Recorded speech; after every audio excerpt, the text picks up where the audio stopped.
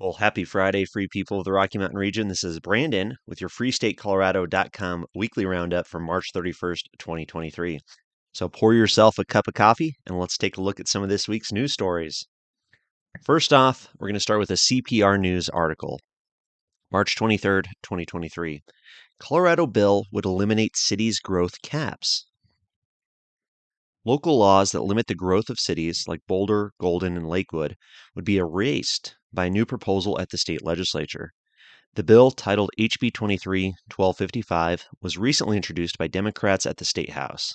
It's part of a sweeping pro-growth agenda, including a new land use bill that aims to increase housing construction by eliminating local restrictions on development. Wow.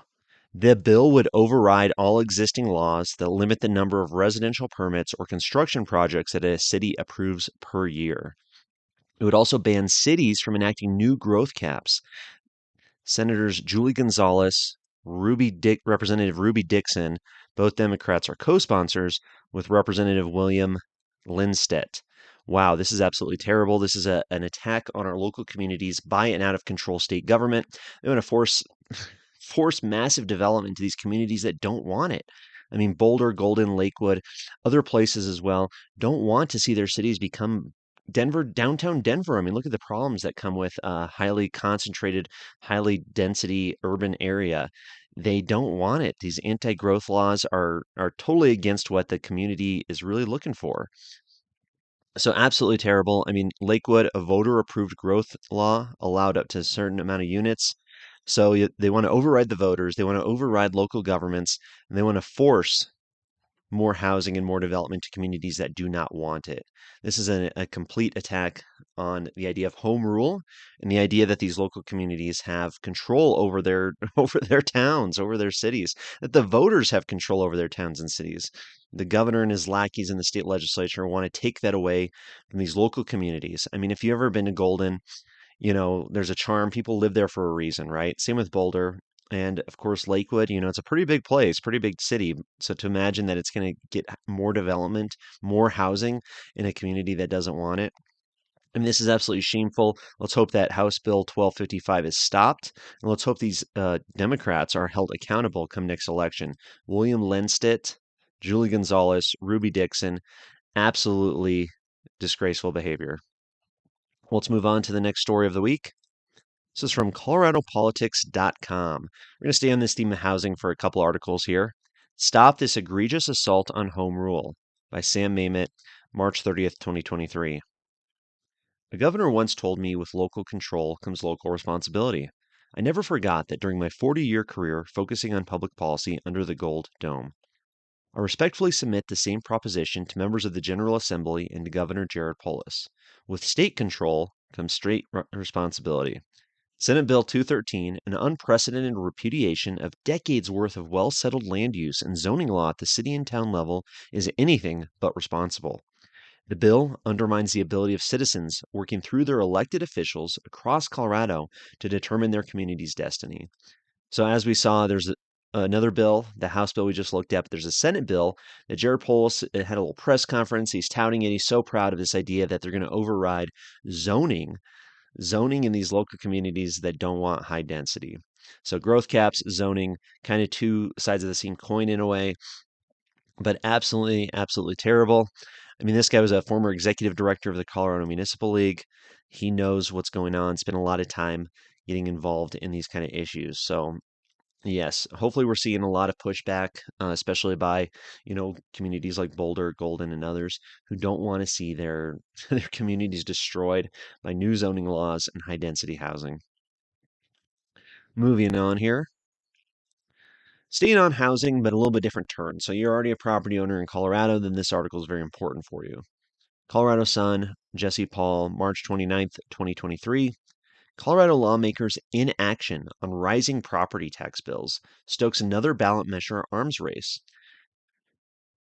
Governor Jared Polis and Democrats, who control the Capitol, say they are committed to coming up with a long-term fix this year. But with the 2023 legislative session more than halfway over and no public proposal, fiscal policy nonprofits are filling the vacuum. Colorado legislators in action so far this year on a long-term fix effort to address rising property tax bills has prompted two fiscal policy nonprofits, one conservative and the other liberal, to propose competing ballot measures that would dramatically reshape the state's financial picture. The policy battle is a repeat of what happened at the Colorado Capitol last year, when the same groups, neither of which have to disclose their donors, initiated property tax ballot measures when the General Assembly was slow to act. They backed down only when lawmakers passed a Band-Aid bill giving property owners 2 years of temporary tax relief. So, as you may know, in 2020, the Gallagher Amendment was repealed, which means property taxes for residential people are going to skyrocket. I saw one article recently, we covered it before, about 24% of property tax increase. I mean, that's absolutely insane. It's going to be devastating for a lot of people on fixed incomes. So, Advance Colorado, the conservative fiscal nonprofit, entered the property tax conversation first this year with Initiative 21, which would be on the November statewide ballot. It would amend the state constitution to cap property tax increases at 3% per property and set aside up to $100 million in state Tabor surplus each year for fire districts. Tabor caps government growth and spending each year based on population increase and the rate of inflation. Any money collected above the cap must be refunded to taxpayers unless voters say otherwise. Michael Fields, who leads Advance Colorado, said the measure is an insurance policy against legislative inaction this year. I think we're wanting to see what the legislator comes up with, Fields said, but given that we can't go back in time, we wanted to get it filed and get it through the process. Now, here's the other side of the coin. Here's what the liberal-leaning group is doing, the authoritarian socialists. The Bell Policy Center responded last week by filing 8 proposed 2023 ballot measures for review by the state's title board. If they are approved, Bell Policy Center can begin collecting signatures to have them placed on the fall ballot. The measures, submitted in partnership with the Colorado Education Association, that's a red flag right there that they're going to be bad, the state's largest teacher union, would reduce or cap property tax increases or use Tabor surplus to replace the revenue lost by school, fire, and local water project budgets. So there's definitely some stuff going on in terms of what to do about this out of control spending that we're going to see, out of control taxes, on our property, on residential property here. So take a look at the article if you have more interest in it, but I'd say obviously support the efforts of Advance Colorado, Michael Fields, see what they can come up with to prevent our taxes from skyrocketing. I mean, cost of living has increased so much in Colorado. Life is so expensive as it is. This is only going to chase out people on fixed incomes, people who are struggling to get by, make homeownership a lot less attainable for people as well. Let's take a look at some other articles outside of housing. CBSNews.com, CBS Colorado. Some DPS, Denver Public Schools, teachers feel student crimes are swept under the rug due to relaxed discipline policies. So as we saw, Denver Public Schools has been in the news recently with the unfortunate crime happening in their Denver East High School. Apparently, it's been an ongoing issue that teachers and faculty members say is being swept under the rug. Denver Public Schools is in upheaval after tragic shootings in and around East High School over the last 2 months. But it's those high-profile incidents that are now unraveling new information about many more incidents at other schools in the district and policy changes the district has made in recent years. Changes some staff say are to blame for a spike in student crime. Teachers and faculty members at other public schools in Denver told CBS News Colorado they're worried about policy changes to the district's discipline standards, which they say are allowing dangerous kids to continue returning to school even after multiple strikes or committing egregious crimes. Wow. Not too surprising, I suppose. We know public schools are dangerous places, for drug use, for, of course, indoctrination, bullying, a lot of big problems, but they're dangerous. I mean, Denver public schools, especially, dangerous place. I mean, if individuals will get their kids out of school if they can, right? I mean, don't send your children to these public schools if you don't have to, right? So lots and lots of problems. Example in 2017, the discipline matrix for DPS shows any student who committed a robbery, first or second degree assault, sexual assault, distribution of illegal drugs, or brought a dangerous weapon to school was automatically recommended for expulsion and was required to be referred to police. But now, if a student commits any of those crimes, documents show school staff can only conduct an expulsion review and there's no room for school staff to not involve police. Wow. So you have students potentially committing sexual assault, distribution of illegal drugs, having dangerous weapons, first-degree assault, robbery, and it's not an automatic expulsion in Denver public schools. So this is setting up a really bad situation for our students, for kids attending these schools, putting them at risk. Just absolutely shocking. Moving on. Complete Colorado, page 2, completecolorado.com. Check it out every day. One of the best news sources we have for liberty-leaning individuals who want to see what's happening in our state. This is from Ari Armstrong, March 28th, 2023. Parents need greater ability to exit public schools. Ordinarily, we recognize the crucial importance of the right of exit in a free society. If your grocer sells rotting produce, you can leave and shop somewhere else. If your spouse is abusive, you can walk out and file for divorce, and government should help protect you from violence. If your employer is a jerk, you can quit. If your employee is a jerk, you can fire that person. If your customer is disruptive, you can ask the person to leave. If you don't like where you live, you can vote with your feet and move. If you change your mind about your religion, you can leave it, something that can get you killed in certain parts of the world. With exit, we can leave unpleasant or dangerous situations and try and find better relationships and conditions elsewhere. So there's limited exit from public schools, right? So we've seen how dangerous these schools are becoming, especially here in East High School in Denver. And, it's a lot hard. It's really difficult. It's hard for parents to get their kids out of these schools. What are they going to do? A lot of parents don't have a choice. Working class families, they got to keep them in these schools. So Ari Armstrong has this great article here, kind of goes in depth. Parents do need that greater ability to exit public schools.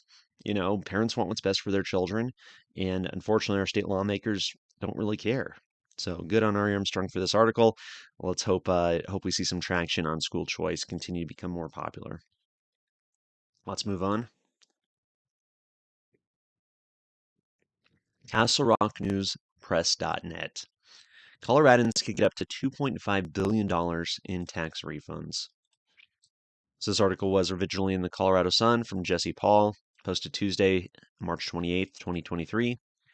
Coloradans will receive more than $2.5 billion in tax refunds from the state as long as there isn't a recession, according to two quarterly economic and tax review forecasts presented this month to the legislature.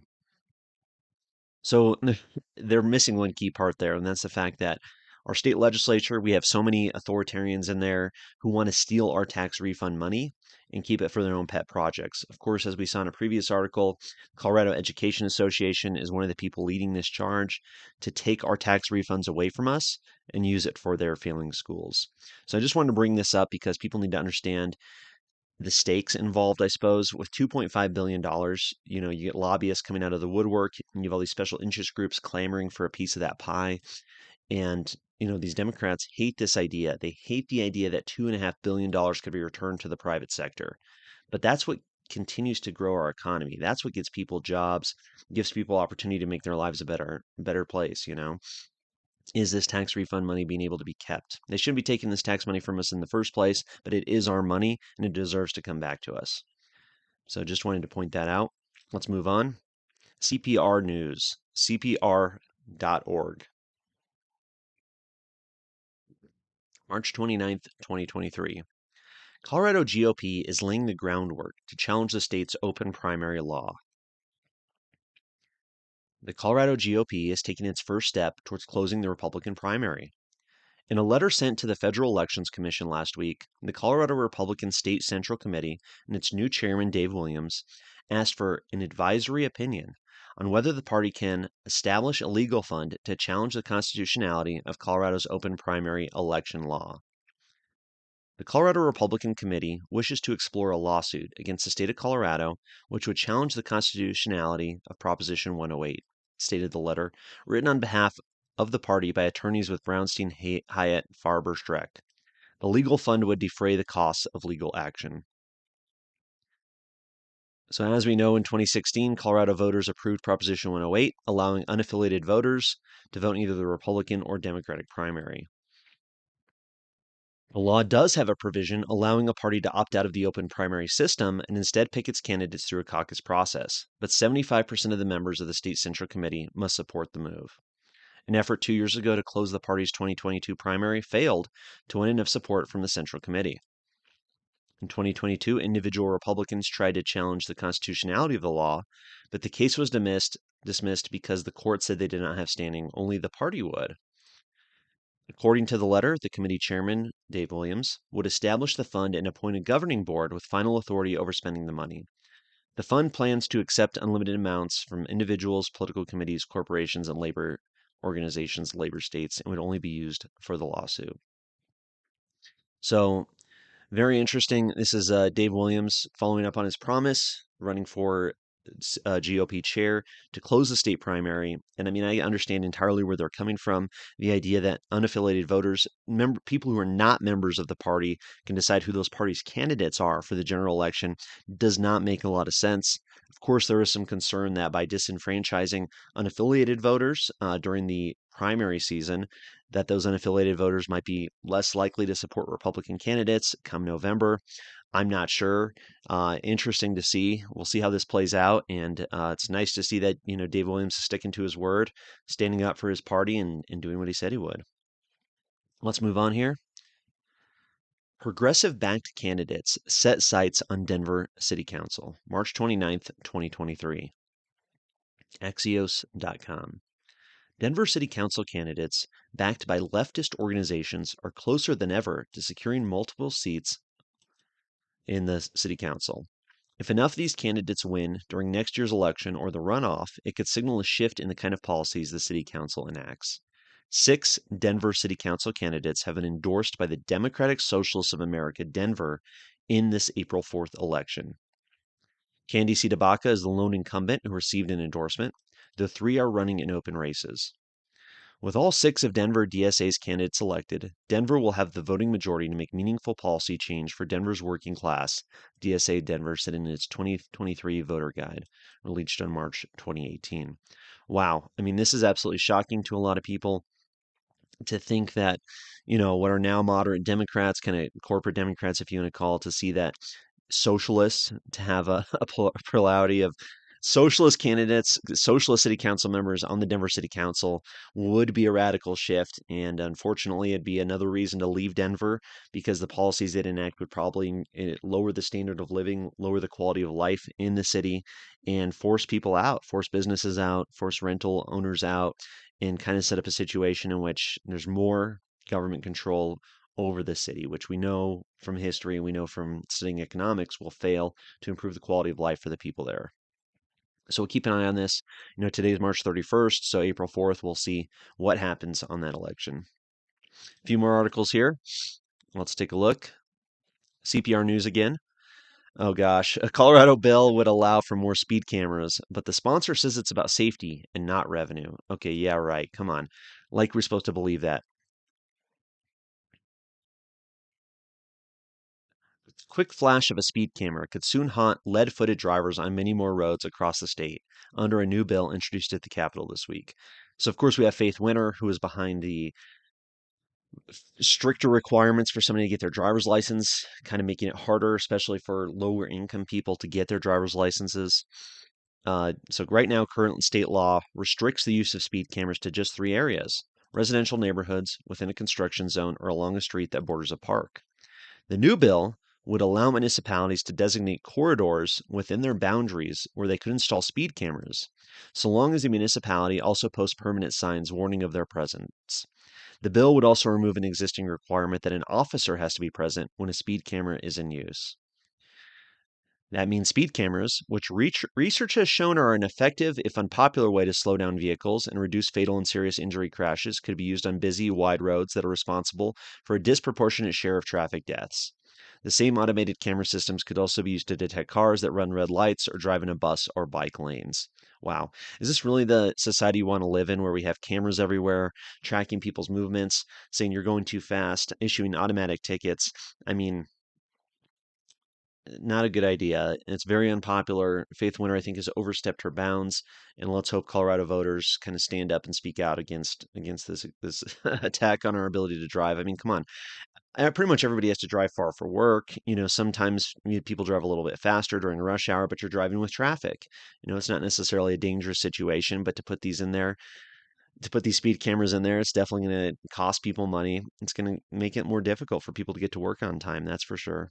So this bill is sponsored by Winter in the Senate and Meg Froelich in the House, two authoritarians, unfortunately serving in our state legislature. Moving on here, lawweekcolorado.com. This was pretty interesting. March 24th, 2023. University of Denver Sturm College of Law facing critiques following controversial speech.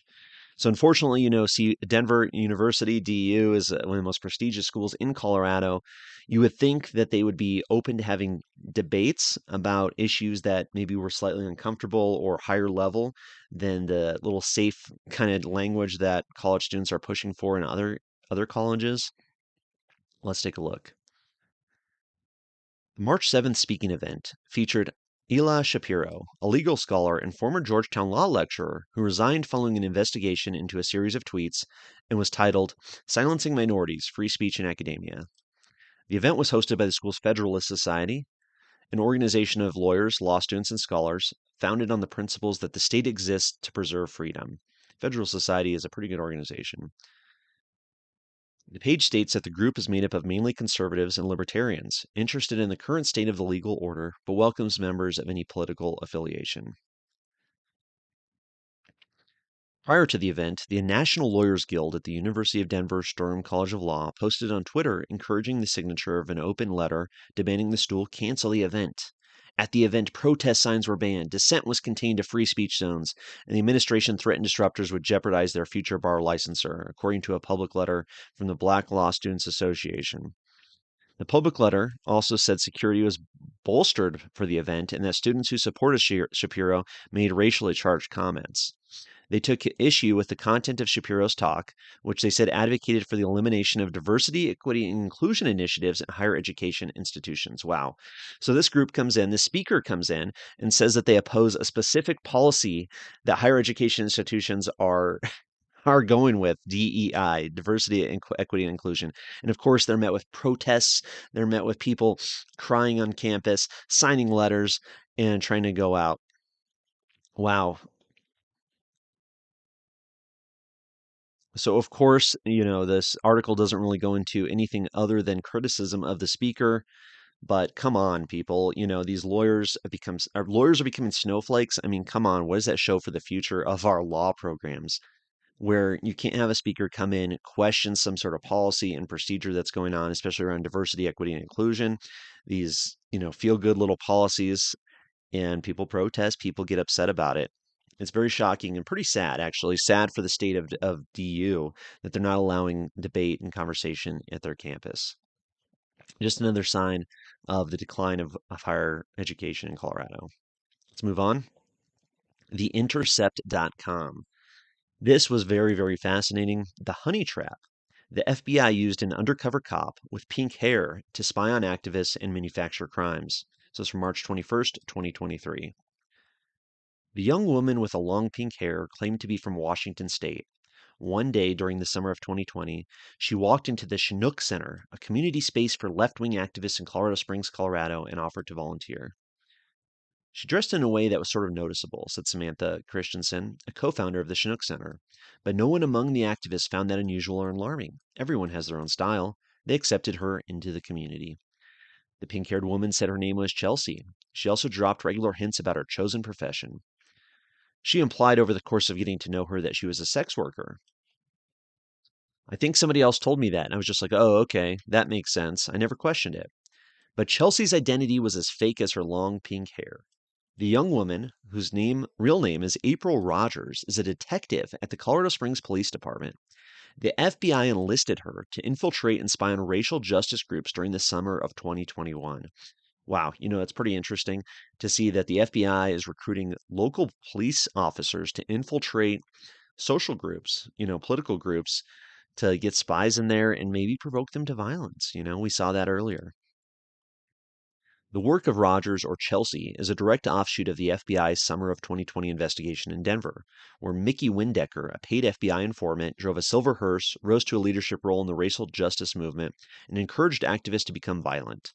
Windecker provided information to the FBI about an activist who attended demonstrations in both Denver and Colorado Springs. So, as the FBI's Colorado Springs investigation reveals, Denver wasn't the only city where federal agents infiltrated racial justice groups that summer. Working through the Joint Terrorism Task Force, a partnership with local police, the FBI assembled files on local activists using information secretly gathered by Rogers. So they're developing files, they're spying on local activists. I mean, another reason why the FBI needs to be abolished and why people on the left should support the abolition of the FBI. They become a political organization more concerned with trying to preserve the status quo and protect, political policies than actually going after real criminals. So it says once Rogers gained trust among the activists, she tried to set up at least two young men in gun running conspiracies. Wow. So, I mean, that's really where it comes down to is the idea that not only are they infiltrating these groups to spy to see what's going on to make sure nobody's committing a crime, they're actually instigating crimes. I mean, we saw this in Michigan. I'm sure this happened back in January at the state capitol a couple years ago, or the U.S. Capitol a couple years ago, excuse me. I'm sure this has happened a lot, unfortunately. So, just a little more on this. To reveal what happened in Colorado Springs, the author of this article obtained search warrant applications, body camera video from local police assisting the FBI investigation, and recordings of conversations involving federal agents. Reviewed hundreds of pages of internal FBI documents about social media exploitation, a program federal agents use to monitor racial justice activists nationwide, and interviewed about a dozen activists who were targeted in the federal probe. So, definitely you want to read this. You want to see that what is going on in our world this day is that the federal government's going to recruit local police, infiltrate your organization if you're politically active or politically involved, and possibly try and push you to violence. So be very concerned if you're involved in political activism, if you do have somebody in your group trying to push illegal activities, try and get you involved in gun running or something where they can arrest you. I mean, it seems that's what the FBI and law enforcement's trying to do to silence voices of political opposition. Very, very interesting. All right, let's move on. The ColoradoSun.com. March 24th, 2023. Health insurers balk at price demands in Colorado governor's signature health insurance program. So, preparing to enter its second year, one of Governor Jared Polis' signature healthcare policies is now facing significant questions raised by insurers about its sustainability. So, this is a perfect example of the fantasy of politicians meeting the reality of economics. The dispute has to do with a health insurance program called the Colorado Option. The Colorado Option is a first of its kind state designed insurance plan that private insurance companies are required to sell to people who buy health insurance on their own or to small companies buying insurance for their employees. But new rate filings raise the question of whether insurers will be able to pull off that feat, and who is to blame if they can't. A setback for the Colorado option would be a blow for Polis, who frequently celebrates the program as one of his administration's major policy achievements. The issue is this. State law requires Colorado option plans to be sold at progressively lower rates for the first 3 years. In 2023, the first year the Colorado option was sold, plans had to be priced 5% below an insurer's 2021 offerings after adjusting for inflation. For 2024, plans need to be 10% below the 2021 rates. This month, insurers were required to tell the State Division of Insurance if they can meet those 2024 targets. Only one, the Denver Health Medical Plan, which is a fairly small footprint in the market, said it could. All the others said it could not. Colorado health insurance carriers continue to work to reduce premiums for Coloradans, and we've consistently stated that the premium reduction targets are arbitrary and unrealistic, of course. So, just another example, Jared Polis and his little cronies at the state capitol trying to force businesses to offer services and products at unsustainable costs or unsustainable prices absolutely fails. I mean, it's just a hallmark of socialism, of central planning, that this kind of thing always fails. So, shame on the governor, and he is a failure and definitely not a libertarian. You can put that argument to rest. Let's move on. freestatecolorado.com/Broomfield. This was an interview I put out this week with a local resident, an average citizen, Ben Faber, somebody who lives in the community, somebody who's been shocked and outraged by the behavior of his city council in Broomfield. So Todd Cohen and Heidi Hinkle are two of the worst city councilors in Broomfield. By that, they are unresponsive to their constituents, insulting to their constituents, and totally ignoring the needs of the community to push their own personal political agenda. So check out this article, especially if you live in Broomfield. This is Ward 5. You can see the map in here. I put the map in. So there's the interview here, 25-minute interview with this local resident who's involved with the recall, links to it. You can see where Ward 5 is in Broomfield. So if you live in this community, definitely something for you to look into, and I would suggest you support it. You can see here that Heidi Hinkle, one of the city council members trying to be recalled, on Facebook complained, seriously, I think capitalism is the number one reason we have so many issues in America. Wow. So this person's currently an elected official in the city of Broomfield, and they don't like capitalism. Well, it's no surprise that their policies are very socialist leaning. As you can see, Heidi Hinkle here as well, this Broomfield City Council member, endorsed, as we saw earlier, endorsed an actual socialist, really a communist, in the Denver City Council race. Heidi Hinkle said, I love that Candy is unapologetic in fighting for what's right for the people. I love that. Sometimes we can't compromise. Too much is on the line. So Candy Tabaka is one of the most extreme left-wing authoritarians in the state, in the City Council of Denver, excuse me. And here we have City Council Broomfield, Heidi Hinkle, coming out and endorsing her and blaming capitalism. So this, I mean, it's really shameful. Heidi Hinkle's really a destructive force in the community. Take a look. If you are in Broomfield, if you're in Ward 5, you can sign the petition. If you're not in Ward 5 but still want to help, you can volunteer to get some signatures for the recall. They need about 1,300 signatures or so to get this recall election going. So check that out. Broomfield Ward 5 recall at freestatecolorado.com/Broomfield. A couple more articles here. Let's touch on the gun bills. So last week, this article is from March 25th, 2023, coloradopolitics.com. House Democrats invoke little used rule to shut down Republican filibuster. Under Rule 14, a simple majority vote can limit debate on a bill to no more than 1 hour from the adoption of the motion. So, Democrats have a super majority in the state house. Thankfully, Colorado Republicans serving in the state house decided to do everything they could to slow down these gun control bills, to really slow down the process and prevent these Democrats from ramming this legislation through the state legislature.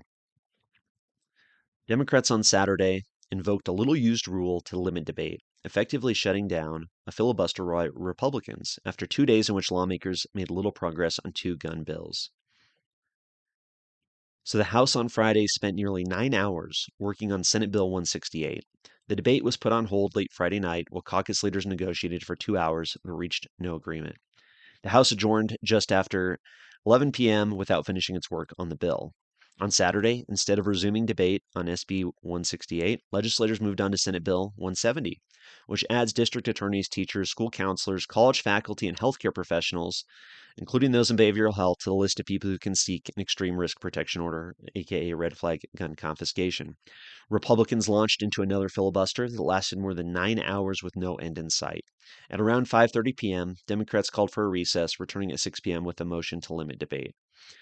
So really, for hours, for really 2 days, House Republicans were able to tie up the state legislature. I mean, that's very important. Republicans' best ally right now is the clock. It's a 120-day session. So anything they can do to limit debate, to slow down or not limit debate, but slow down the bills that can be presented, slow down the time that these bills can go through, is going to be very beneficial. So good on House Republicans for doing everything they could to stop these gun control bills from going through. Unfortunately, House Democrats silenced debate, stopped it, and are pushing their bills. So here's what the result of that is. This is from March 29th, 2023, denvergazette.com. Package of gun bills in Colorado nears Jared Polis's desk. Final hurdles remained. So the gun bills were tied up in Colorado's General Assembly for 4 days as Republicans attempted numerous amendments and filibusters in an effort to keep them from passing. It's all over except for the fighting over amendments. On Tuesday, the Senate wrapped up its final vote on House Bill 1219, which seeks to establish a 3-day waiting period between the purchase of a firearm and delivery.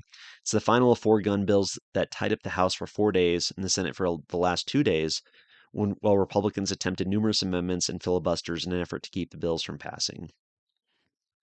2 Democrats voted no with the Senate Republicans, Senators Nick Henriksen of Pueblo and Kevin Priola of Henderson. Very surprising. So the measure will go back to the House for concurrence on the one amendment added to the measure during Monday's debate. The amendment proposed by Senator Jim Smallwood, Republican Parker, allows for someone about to be deployed for active duty to sell a firearm to a family member. Wow. So here's the rest of the four bills. Obviously, Senate Bill 170 is the red flag gun confiscation, allowing more and more people to file to have somebody's gun stolen from them without due process. Senate Bill 168, suing firearms manufacturers, absolutely and utterly ridiculous. 169, raising the minimum age of purchase to 18 to 21. So unbelievable that these bills are actually making it through our state legislature. House Bill 1165 also prohibiting counties from discharging a firearm within neighborhoods, and that's total political language there. That bill would restrict rural communities from having gun ranges on their private property. And 1230, the assault weapons ban. So wow, absolutely terrible to see what's happening in our state legislature. Unfortunately, these bills are going to Polis to become law. So be prepared, Colorado. Last article I want to talk about. There was some initial reporting that the assault weapons ban had been killed. Unfortunately, that doesn't seem to be the case. This is from Fox 31, KDVR.com, March 30th, 2023. Democratic analyst, assault weapons ban bill not going to pass. Sources tell Fox 31 that Democrats at the state capitol have pulled a bill that would ban so-called assault weapons in Colorado, saying the bill does not have enough support. Through sources, I've been told it just wasn't going to pass. It didn't have the support that we thought.